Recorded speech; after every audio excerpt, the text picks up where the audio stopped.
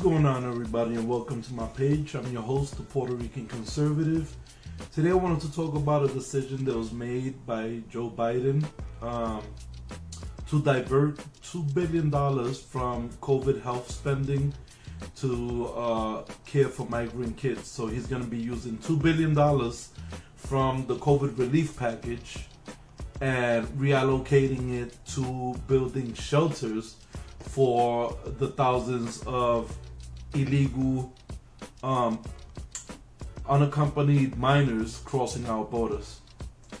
According to the New York Post, the Biden administration has pulled more than $2 billion out of programs authorized by Congress for COVID-19 testing, emergency medical supplies, and other health needs, and is spending it on shelter for the 45,000 unaccompanied migrant children that have flooded across the U.S. border as of the beginning of the year. As everybody knows, after Biden did away with all of Donald Trump's policies, after he did away with the Stay in Mexico agreement that Donald Trump had reached with the Mexican president, was when we began to experience this high influx of illegal immigrants that knew that under the new Joe Biden policies, they'd have a chance to enter the country illegally and obtain the paperwork that so many others who are waiting on a line are being denied. You know, this is ridiculous, and it's bad for the people that are abiding by American laws, because they're the ones that are being underhanded. The redirected funds include $850 million that Congress originally allocated to build the nation's strategic national stockpile. If everybody remembers, when Donald Trump inherited the presidency, Barack Obama had already exhausted all of the emergency medical reserve when he was combating the H1N1 virus, and he didn't make any follow-up decision to rebuild the nation's national stockpile. Because of this, Donald Trump inherited it, and of course Donald Trump was taken out of office in the middle of this COVID pandemic. So Joe Biden came in, and now that Joe Biden's in, now he's taking money out of the strategic national stockpile and reallocating it. Another $850 million is also being taken out of expanded coronavirus testing, and this is according to 3 people working within his administration. Because let me tell you, Democrats might have liked the idea of a Joe Biden until they begin to experience the repercussions of life under Joe Biden. On his own, the $2.13 billion in diverted money exceeds the government's annual budget for the unaccompanied minor children program in each of the last 2 fiscal years. It is also far above the roughly $500 million that the Trump administration had allocated in 2018. In addition to transferring money from the strategic national stockpile and COVID-19 testing, they're also pulling $436 million from a range of other existing health initiatives across the department. And all of this just to pander to the idea of Joe Biden is completely different from Donald Trump. He's going to let all the illegals in. He's going to let chaos run unchecked. He's going to encourage the defund the police movement.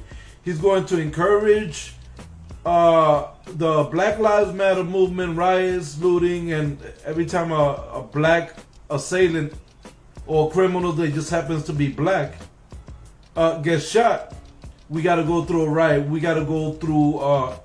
I thank God I live in Florida, because at least over here we've already got rules in place to ensure that a protest does not evolve into a riot, because then a misdemeanor turns into a felony.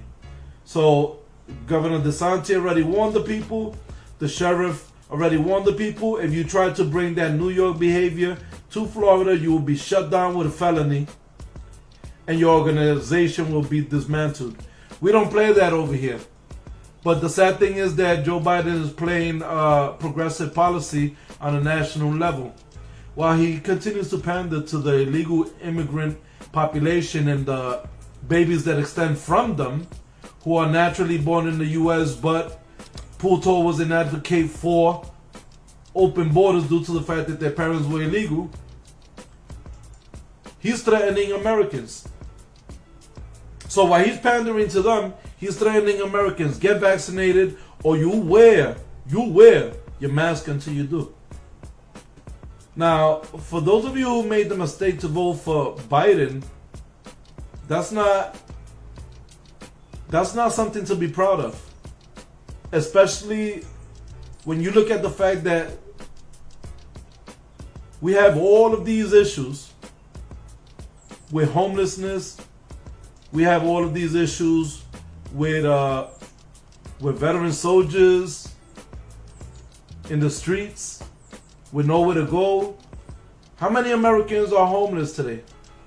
Many mainstream news and information sources will try to shut down the idea that there's an actual number to this. You know why? Because it is so embarrassing for them that while there are hundreds of thousands of American citizens homeless, they take our American tax dollars and rather than resolve the American issue, which is American homelessness, they rather take that money and allocate it in order to pander to the growing illegal immigration population in the United States and the children that extend from them whom follow the same ideologies and the same cultural belief in an America without a border.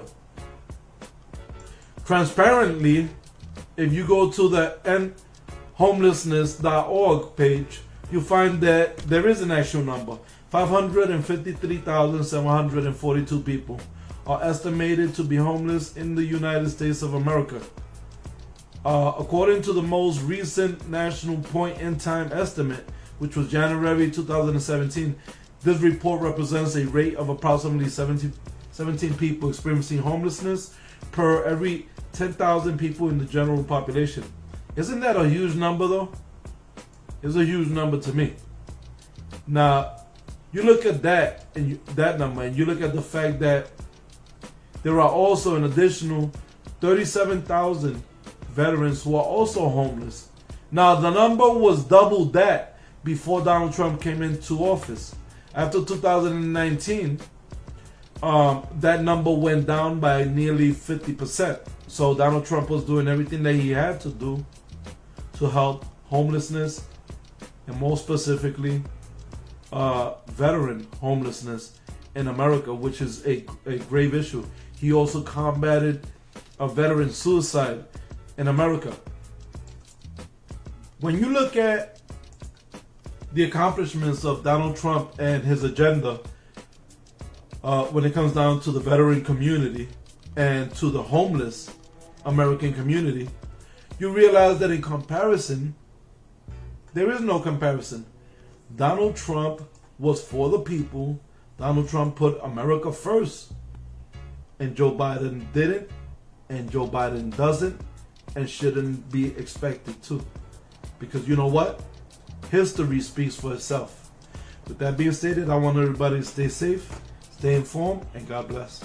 Hey yo, I love when cats think they're bigger than a sumo. That's when I hit them with a little Puerto Rican judo. Oh, you don't know what that is. That's when I say, you don't know who got this thing. And you don't know?